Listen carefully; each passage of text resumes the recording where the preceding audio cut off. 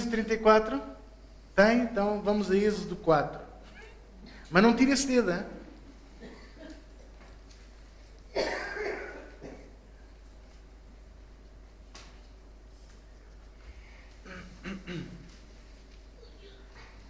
Glória a Deus.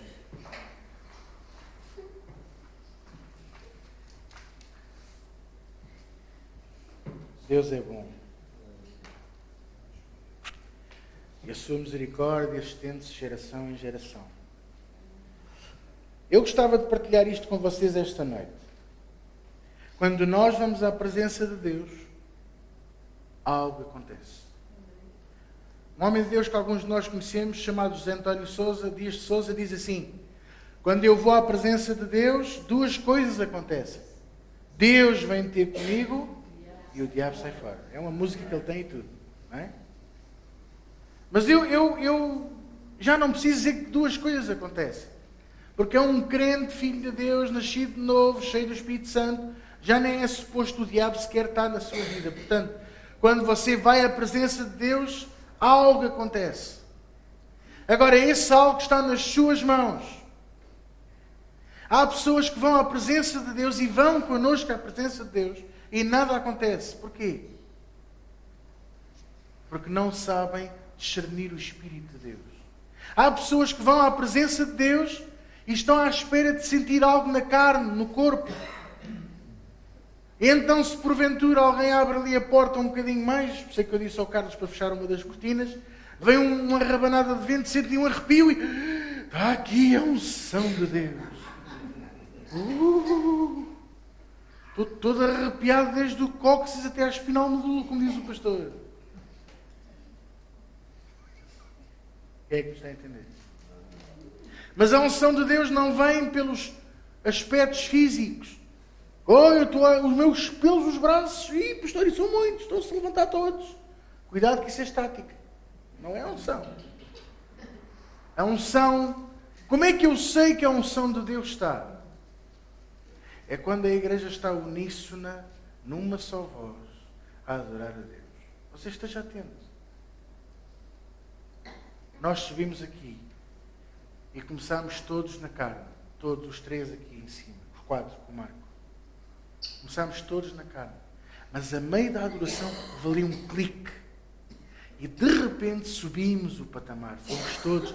E a igreja, na vez de estar cada um a cantar para o seu lado, de repente ficámos a uma só voz. E começámos a entrar no Santo dos Santos. Daí quando eu estou em casa, eu sinto as mãos a ferver. Olha, eu aí já lhe vou dizer uma coisa. Não é por você sentir as mãos quentes ou frias que a unção está em si. Mas a unção pode se manifestar precisamente por você sentir a mão a ferver. Mas se porventura você estiver no Polo Norte, na igreja dos Esquimós, e as mãos não aquecerem, não quer dizer que a unção não esteja. Parece que estou a brincar, mas estou a dizer uma coisa tão séria. Porque este povo ainda, não falo aqui da minha casa, da nossa casa, daquilo que é a nossa casa, falo de muitos que eu tenho visto, estão à espera de coisas da carne, sentir arrepios. E a Bíblia fala num vento que passou. Nós já sentimos aqui uma corrente do Espírito a passar. Já temos visto as nuvens de Deus, ainda na chuva seródia, a Elsa viu a nuvem do Senhor aqui por cima. Nós nesta casa tivemos a experiência, eu e a pastora Donzília, uma sexta-feira aqui os dois, sozinhos, não tínhamos instrumentos sequer. Vimos Deus a passear aqui no nosso meio. Caímos os dois de joelhos aqui no palco. Coisa extraordinária. Não foi? Deus a passear aqui à nossa frente. Então como é que eu sei que a presença de Deus está? Porque onde Ele está, tudo se transforma. Olha, quer um bom exemplo? Sem abrir a Bíblia. A Bíblia diz que há um, para além de todos os seres espirituais que habitam nas regiões celestiais, há um que é obrigado todos os dias a ir à presença de Deus prestar contas do que fez. Não é do que vai fazer ou do que faz, é do que fez. Sabe como é que ele se chama? Chama-se Lucifer. Nós conhecemos-lo como Satanás. Adversário, diabo, inimigo, Belzebu, que significa príncipe das moscas. Tem muitos nomes. A minha avó chamava-lhe o Manfarrico. E havia uma irmã na Ativá, a irmã Conceição, que dizia que era o Satanás. Não interessa como é que você lhe chama, você sabe quem ele é. Ele também sabe muito bem quem você é. E ele vai à presença de Deus prestar contas do que fez. Porque Deus pergunta-lhe assim: de onde vens? Venho de rodear a terra e de passear por ela, como quem diz é minha. Eu roubei a Adão. E nesse momento em que ele vai prestar contas a Deus, ele não consegue ser ardiloso, ele não consegue ser mentiroso, ele não consegue ser diabo, porque está diante de Deus, do Criador, do Todo-Poderoso. Veja lá se ele mentiu a Deus. Não, até lhe falou e disse: Jó, busca-te porque tu o abençoaste. Até disse uma grande verdade.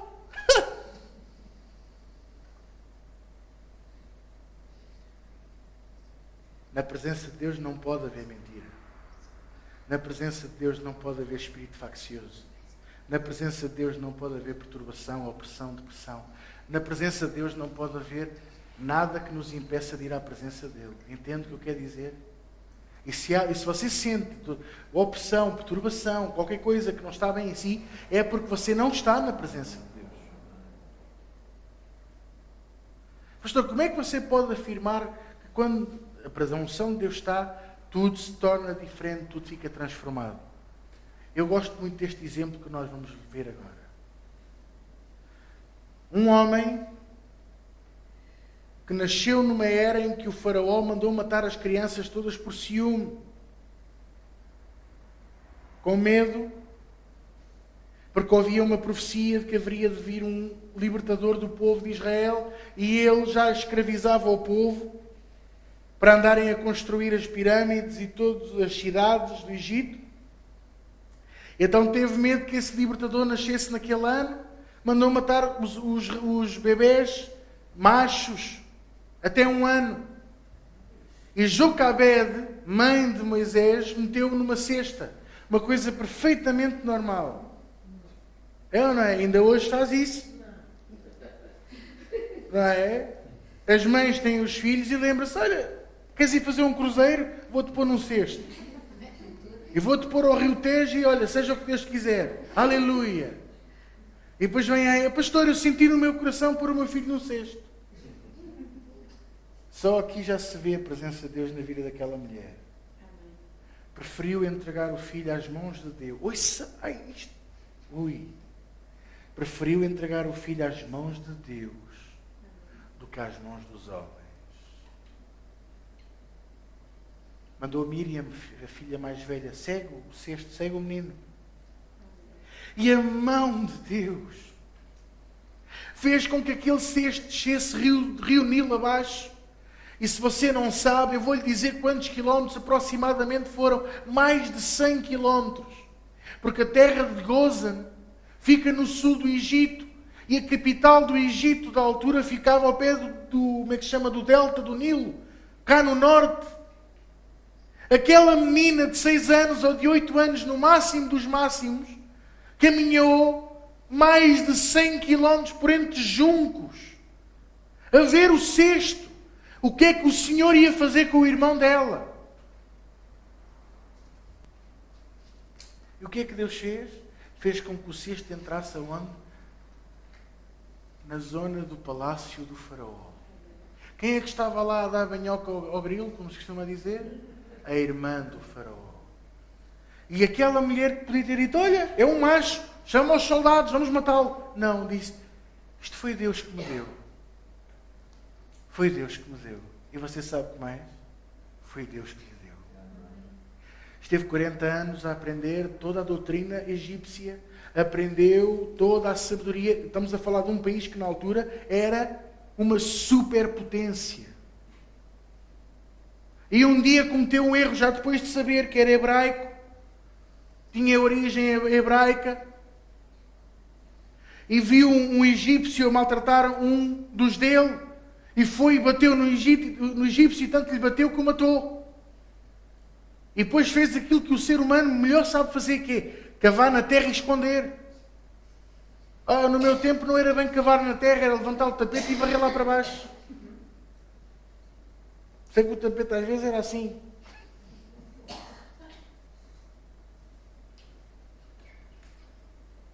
E você sabe uma coisa? Ele matou o egípcio. E teve medo, teve temor e fugiu. Os filmes dizem que ele foi condenado. Não houve condenação, ele fugiu. A fuga da verdade leva-nos sempre aonde? Ao deserto. Mas sabe uma coisa? Mesmo no deserto Deus estava com ele. Sentou-se à beira de um poço. Viu umas moças bonitas, roliças, como dizia o outro, a tirarem a água do poço, e ele pensou, olha, é esta mesmo. Olha que gira, olha que linda. Aquilo e tal, foi falar com o Jetro. Tu dás-me umas ovelhas, eu trato delas. E dás-me uma mulher também para eu tratar dela também. Como quem não quer a coisa. 40 anos no deserto. 40 anos. Você já pensou? Ele foi para o deserto, casou, teve filhos. E andava a pastar as ovelhas. 40 anos. 40 anos a desaprender de ser príncipe do Egito. Ele, ao fim de uns anitos, já era perito em... Chiquinha. Olha. E na vez de ter um esquadro, ou de ter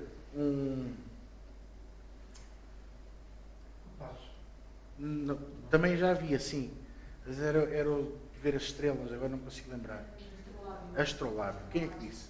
Disse mesmo. Astrolábio. Que é uma das ferramentas que era rudimentar, porque não deixa de ser uma invenção portuguesa na mesma, para quem não sabe. Mas era assim que eles se orientavam para saber as coisas.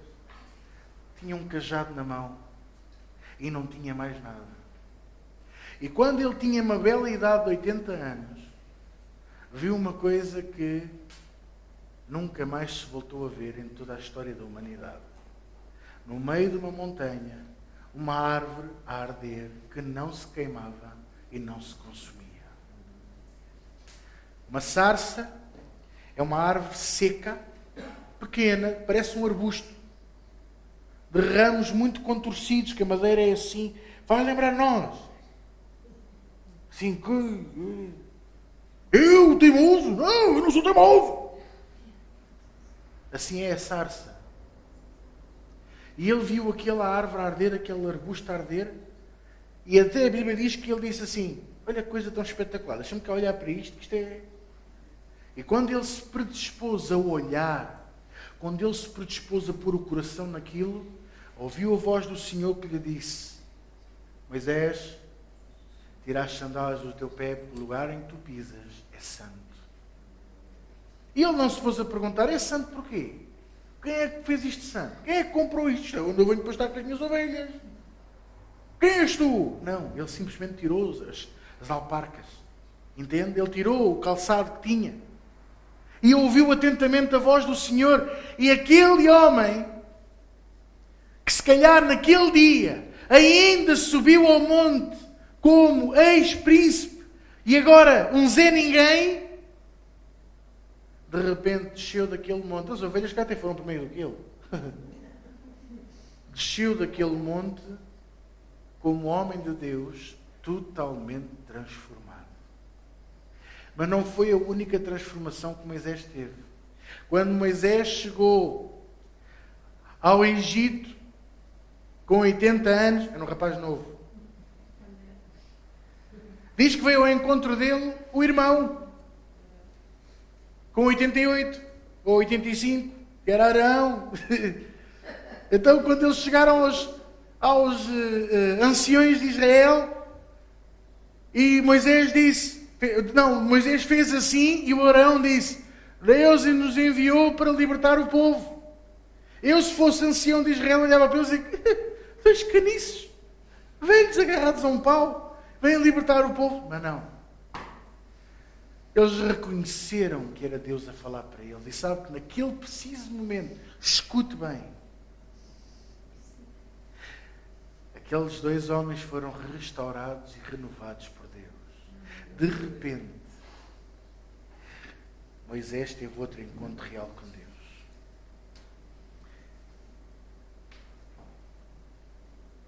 Por isso não interessa a idade. Interessa se nós vamos à presença de Deus e se somos ou não somos transformados por ela. Por ela quem? Pela presença de Deus.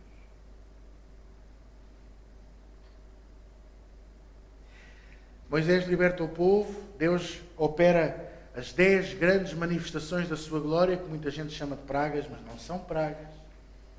Deus não quis castigar as pessoas. Deus quis castigar os deuses do Egito. Pastores ensinam que são pragas, e está traduzido por João Ferreira de Almeida com pragas, mas não são pragas, são 10 manifestações tremendas do poder de Deus. Cada uma delas para humilhar um dos deuses da mitologia egípcia,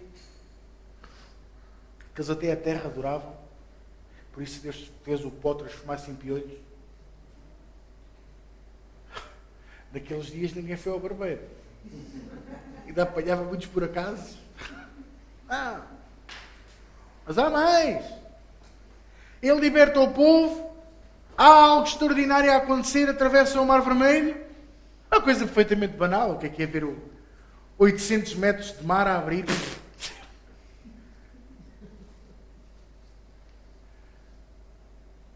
Eu parece que estou a brincar, mas você já reparou que é isso que nós fazemos? Lemos a Bíblia.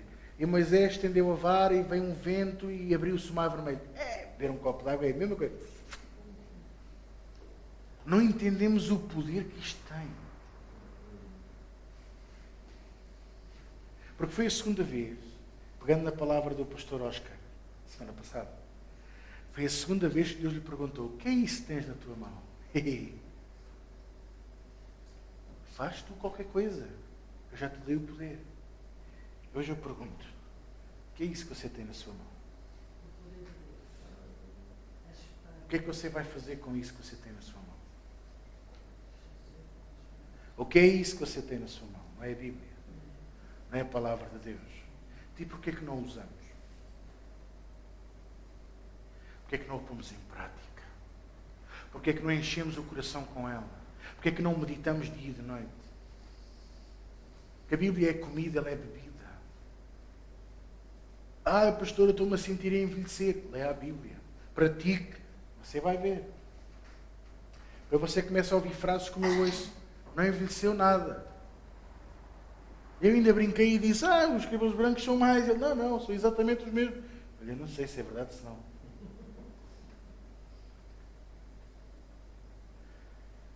Atravessam o Mar Vermelho, passam para o outro lado, e Deus vai conduzir este povo aonde? Ao Monte Sinai. Tem um encontro real com Moisés. Abra comigo aí então, Êxodo 34. Nem vamos ler o 4, eu tinha aqui preparado, mas nem vamos ler. Êxodo 34. Deus chama Moisés e começa a ter conversas com ele. Entretanto, ele está 40 dias e 40 noites fora do arraial, e o povo acha que ele morreu no topo, porque veja, Moisés tinha 82 ou 83 anos na altura. O homem há 40 dias não põe cá os pés, deu-lhe um badagaio, deu-lhe um fandango, qualquer coisa qualquer. Caputo. Não é? Às vezes nós não entendemos esta grande verdade. Porque pensamos assim: mas 40 dias fora, então ele, Moisés, para subir ao monte, tinha 30 anos? Não, ele tinha 80 e tal. Por isso é que o povo pensou: morreu. Certo? O povo começa a praticar a idolatria, mas não é no sentido da idolatria. Agora eu vou-vos dizer uma coisa. Muitas pessoas falam no bezerro como se fosse buscar outros deuses, mas não. Eles estavam a buscar a Deus pela maneira errada. Se você for a ler atentamente todas estas passagens, entre o capítulo 30, até ao fim de Êxodo, você vai entender que Deus percebeu que o povo estava a adorá-lo a Ele, mas com um intermediário errado. O que eles pediram a Arão foi: faz-nos um substituto do Moisés. Agora eu quero-vos dizer uma coisa, que se não fosse pelo bezerro, mais tarde ou mais cedo o povo começava a adorar a Moisés e o povo era castigado na mesma. Porque põe os olhos no homem de Deus na vez de pôr os olhos em Deus. A ira de Deus levantou-se, não foi pelo bezerro. Foi porque eles estavam a colocar o seu alvo de adoração noutra coisa, noutra pessoa que não nele. Não é o bezerro que tem a culpa, é onde você e eu pomos a nossa adoração. Pomos o nosso coração. Porque a verdadeira idolatria não é você adorar as imagens. Por isso é que muitos dos católicos que você conhece, que nós chamamos idólatras, e às vezes até dizemos isso, a ranger os dentes. Sabe porquê que Deus ainda, por vezes, ainda responde às orações deles? Porque eles estão a fazê-lo porque não sabem melhor, ninguém lhes ensinou, antes, pelo contrário, condenam-nos. Mas lá no fundo, eles querem é buscar a Deus. Isto é um segredo de igreja que nós, os crentes, temos que aprender e mudar. Não é mais tempo de condenar quem adora as imagens, mas é lhes ensinar a verdade. Porque se fosse para condenar, já nenhum de nós cá estaria. Porque uns eram condenados pela doença, outros eram condenados pela incredulidade, outros eram condenados pela idolatria, outros eram condenados pela desobediência, outros eram condenados por isto e por aquilo. Mas Deus tem posto pessoas à sua vida e à minha vida para nos ensinar. Então é isso que temos que fazer. Não é dizer, continua a adorar as imagens, mas é ensinar o porquê. Porque atrás de cada imagem está um demónio. Grande mentira.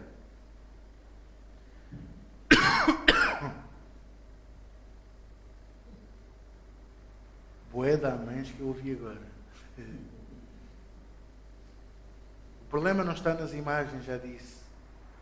Porque se fosse assim, o que é que era feito do escultor? Se fosse assim, o que é que era feito do pintor? E da Célia que tira fotografias? Quem é que nos está a entender? O problema está na adoração que lhes pomos. Isso sim é que é idolatria.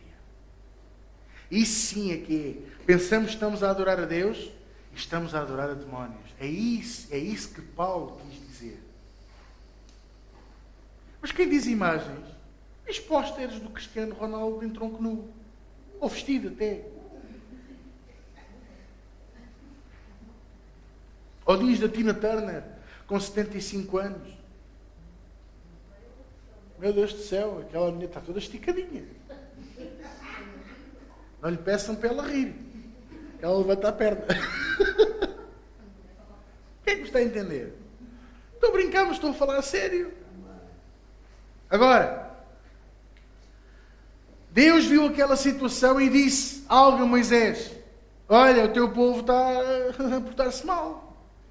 Deus já estava a ficar tão zangado que já não era o meu povo. Já dizia para Moisés: é o teu povo. E Deus depois tenta o meu e o seu coração. Vou destruí-los e farei de ti uma grande nação. Quantos anos tinha Moisés? 80 e tal. E Deus estava disposto a fazer a mesma coisa que fez com Abraão. Para quê? Para começar uma nação toda de novo, por causa do pecado. Mas aí entrou o verdadeiro coração do homem de Deus. Aquele que, tal como Abraão, intercedeu pelo povo. Abraão intercedeu por Sodoma e Gomorra. Moisés intercedeu pelo povo. E nesse momento, escute bem o que eu lhe vou dizer, nesse momento, Moisés teve um encontro real com Deus. Porque aí entrou em ação o quê? O amor de Deus. A seguir, embalado, porque ele disse a Deus: olha, se vais destruir o povo, destrói-me a mim primeiro. E Deus disse: está bem, pronto. Então, já não vou destruir ninguém, mas olha, vou deixar de ir com vocês. A nuvem já não vai à frente e o pilar de fogo também não. E Moisés disse, olha, então espera aí, então isto está a ficar mal.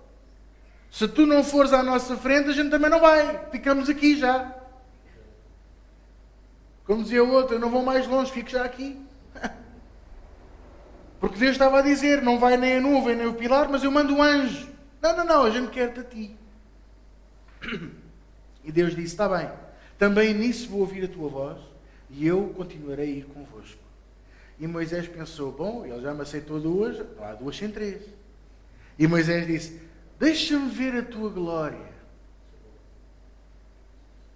E Deus respondeu-lhe desta forma, nenhum homem viverá vendo a minha face. Mas olha, eu vou-te pôr ali na fenda daquela penha, vou-te pôr ali naquele buraquinho da rocha. Eu vou passar por ti, ponho a minha mão à tua frente e vais-me ver pelas costas. E eu proclamarei o meu nome e a minha bondade e a minha essência. Mas o que Moisés disse foi, eu quero ver a tua glória. Veja só como Deus sabe qual é que é a nossa verdadeira intenção. Ele queria ver os olhos de Deus. Você não quer ver a glória de Deus? Você não gostava de ter um encontro real com Deus? Passei anos a ouvir que Kenneth Hagin dizia que falava com Jesus com ele sentado à beira da cama. Do Samuel Doutorian, que um dia foi acordado, pelo menos umas 8 vezes ou 9, ele tem uma história de anjos, e viu um anjo a acordá-lo e dizer, faz a mala, sai depressa daqui. E diz que foi ele a sair ao fundo da rua, cai uma bomba, arrebentou com aquilo tudo. Morria naquela noite. E também que não importava nada de ver um anjo. Eu já ficava contente de ver um carro de fogo a passar assim.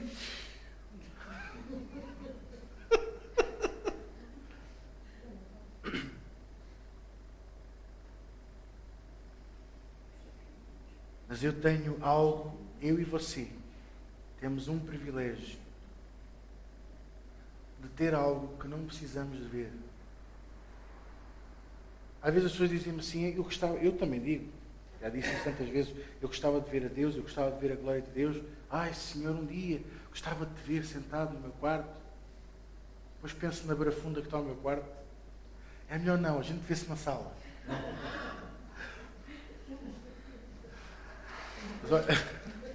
Mas olha isto. Um dia eu estava a pensar nisto e Deus disse-me assim, olha, eu não te dei a minha imagem e a minha semelhança. Sim. Então quando tu te vês a ti ao espelho, ou vês um dos meus, estás-me a ver a mim. E é verdade. Eu vi Deus no grupo de louvor nestas últimas semanas. Eu vi Deus nos pastores esta chuva serôdia. Eu vejo Deus a operar na vossa vida. Então eu não posso continuar a pedir a Deus por ver a Deus. Mas eu posso continuar a pedir uma coisa. E é isso que eu quero deixar no seu coração esta noite. Que nós lhe possamos pedir para Ele continuar a transformar a nossa vida. Amém. Leia comigo. Versículo 29. E aconteceu que, descendo Moisés do monte de Sinai, e Moisés trazia as 2 tábuas do testemunho na sua mão enquanto desceu do monte, Moisés não sabia que a pele do seu rosto resplandecia depois que o Senhor falara com ele. Olhe para mim. Qual maquilhagem. Quais luzes. Bem, se isso acontecesse aqui era da maneira que a Célia me parava de dizer que temos olheiras por causa das luzes aqui no palco. Porque a luz saía e resplandecia da nossa cara. Eu já vi isto acontecer várias vezes na minha vida. A glória de Deus descer sobre alguém de uma maneira tal que essa pessoa resplandecia. É a glória de Deus sobre nós. Mesmo que você não veja com os seus olhos, nós sentimos o perfume de Deus nos outros quando eles estão na presença de Deus. Há pessoas com quem nós lidamos que sabemos que a pessoa esteve a orar ou não esteve. Sabemos que aquela pessoa tem Deus ou não tem. E não interessa se vem à igreja ou não. Tudo porquê? Porque pediram a Deus que os transformasse. Nesta noite que você peça a Deus que Deus o transforme. Seja corajoso, seja audaz e diga-lhe mesmo a Ele, seja ousado e diga a Deus, toma-me nas tuas mãos. Transforma-me como o oleiro faz com o barro. Sou barro nas tuas mãos. Molda-me, muda-me. Opera em mim, Senhor, uma transformação. Versículo 30. Olhando, pois, Arão e todos os filhos de Israel para Moisés, eis que a pele do seu rosto resplandecia, pelo que temeram de se chegar-se a ele. Não sei porquê. Ver uma pessoa com a cara a brilhar, quem é que tem medo? Ninguém, não é? É uma coisa normal.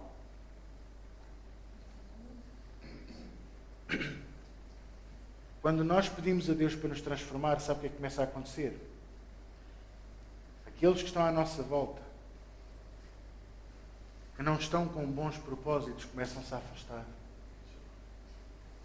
Começam a ter medo de estar ao pé de nós.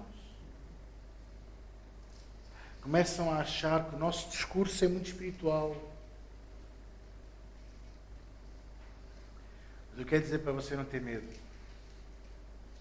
Porque Deus está na nossa vida para nos transformar. Versículo 31. Então Moisés o chamou, e Arão e todos os príncipes da congregação tornaram a ele, e Moisés lhes falou, e depois chegaram também todos os filhos de Israel. E lhes ordenou tudo o que o Senhor falara com ele no monte Sinai. E assim acabou Moisés de falar com eles, e tinha posto um véu sobre o seu rosto. Olhe para mim. Sabe o que é que isto nos ensina? Um segredo tremendo, e vou terminar com isto. Que nós muitas das vezes não podemos contar tudo aos outros. Olha, eu vou lhe dizer mais aqui uma coisa. Há pastores a quem você nem sequer pode contar todas as experiências que você tem com Deus. No domingo, o Marcelo, o filho do Álvaro, teve uma visão de Jesus aqui nesta sala, não foi, Elsa? Ele estava ao pé de mim e ele ouviu. Ele andava assim meio macaquito, portar-se um bocadinho mal. E ele estava ali, no momento em que eu ia orar pelos pastores, Jesus apareceu-lhe à frente e disse-lhe assim: não é tempo, mas a seu tempo tu estarás comigo. Porque foi o momento em que eu falei, estava a falar na nossa pastora Rosário, ele associou e pensou que tinha sido ela que lhe apareceu, mas não foi. Porque era impossível, na unção de Deus que estava aqui, um demónio aparecer ao menino. Porque ele não estava a chorar de medo, ele estava a chorar de temor. E digo-lhe que ele chorou mesmo a sério. E porque gostava dela, exatamente. Percebe? Isso acontece com muita frequência quando os nossos pequeninos têm visões, eles associam a alguém porque é o que lhes parece. Mas era Jesus que lhe apareceu aqui. Está a ver? Aquele menino foi transformado. Eu não tenho a mais pequena dúvida disto.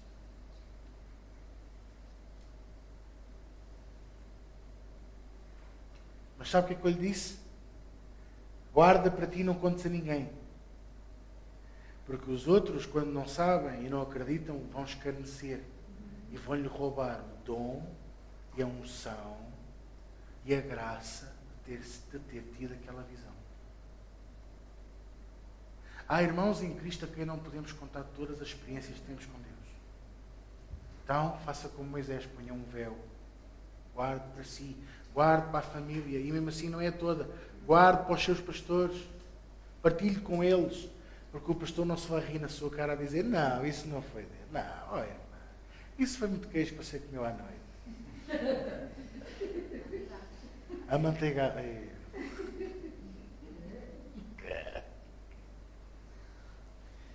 Porém, entrando Moisés perante o Senhor para falar com ele, tirava o véu, até que saía, e saindo falava com os filhos de Israel, o que lhes era ordenado. Moisés tirava o véu quando ia à presença de Deus. Quando nós vamos à presença de Deus, não esconda nada. Abra o seu coração. Por isso é que eu lhe disse há bocadinho, fale com a sua boca, vença essa oposição. Muitos de nós estamos na presença de Deus e estamos...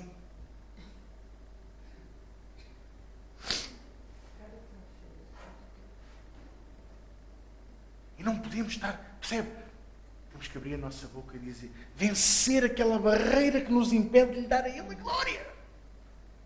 O que é que custa dizer a Ele, és grande, És magnífico, és estupendo, não há ninguém como tu. Não sabe mais? Procure na Bíblia.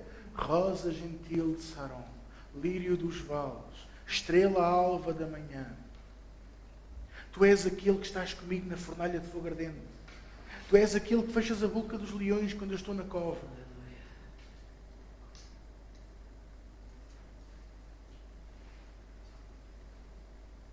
Está a entender? Busque na Bíblia, mas que a sua boca nunca se feche para lhe dar a Ele a glória. Amém. Você viu amém? Vamos ficar de pé.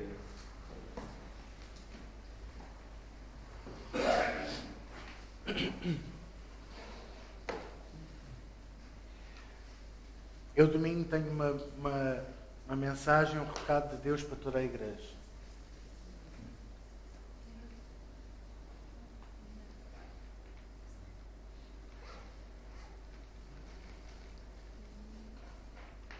Eu nem era para cá estar no domingo. Eu tive um convite para ir pregar e eu alterei as datas mesmo de propósito, porque eu senti no meu coração que eu tenho que ministrar aquela mensagem a vocês no domingo. Eu sei que Deus vai operar aqui, nesta casa. Não venha sozinho, traga a família. Traga-os, arraste-os da cama.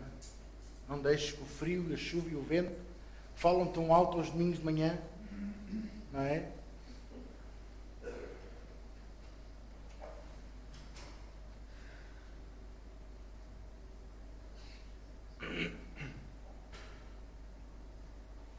Vamos orar ao Senhor. Pai, nesta noite te damos graças pela tua unção, pelo teu poder, pela tua majestade. Damos-te graças, Senhor, por tudo quanto tens feito e estás a fazer na nossa vida. Te amo tanto, Senhor. Perdoa os nossos pecados, perdoa tudo aquilo que não seja bom aos teus olhos. Tem misericórdia de nós, Senhor. Restaura o nosso coração, a nossa vida, a nossa alma. Continua a operar a boa obra que em nós começaste, Senhor, e que nesta noite que a tua palavra entre em cada coração e possa dar fruto, para que nunca mais sejamos os mesmos, Senhor. E acima de tudo, ó Deus, para que nós hoje possamos ter a coragem de, ao ir para casa, te pedirmos para termos um encontro real contigo. Eu quero ter um encontro real contigo, Senhor. Eu preciso de ter um encontro real contigo, quanto mais o teu povo. Move-te a tua vontade, Senhor, nesta noite. Em nome de Jesus eu oro. E todos dizem comigo? Amém. Glória a Deus. Amém? Nós vamos terminar aqui. Que Deus abençoe.